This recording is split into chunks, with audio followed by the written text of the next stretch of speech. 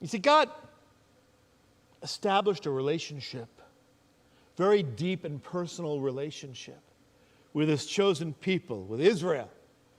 Yet the Jewish people, being human, were prone to sin, just as you and I are. We're prone to sin. We are predisposed to rebel against God, as opposed to being predisposed to being the perfect little angels we'd like to present ourselves as each time we come together.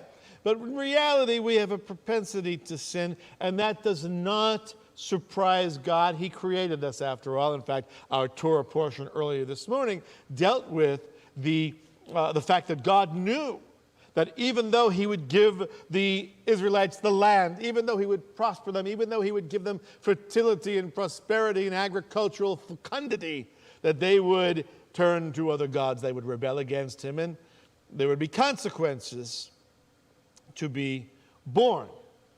The Mocs, the prayer book for Rosh Hashanah Yom Kippur, is filled with a recognition of the Jewish people of their inability to maintain his holy standards, their failure to meet his standards, and the fact that they are in the situation they're in right now is due to their rebellion against God. I don't have to tell people that that's the case. The Jewish people themselves have admitted it. It is a confession of faith in the Yom Kippur Rosh Hashanah Mocs. Well, this propensity to sin, as you could imagine, again, it's not a Jewish problem, it's a human problem.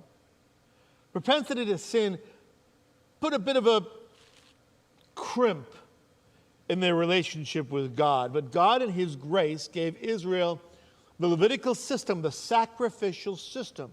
And that system was given in order to restore the relationship between God and Israel, no matter what their failings were. It was an opportunity to cover over Israel's sin on an annual basis. See, each year the Israelites got a clean slate, a fresh start before God, a literal recovery,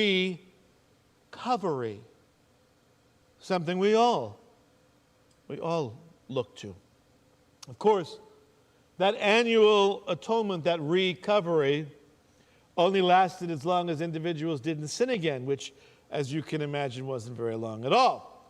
After sweeping all the dirt under the carpet, how long does the carpet stay clean?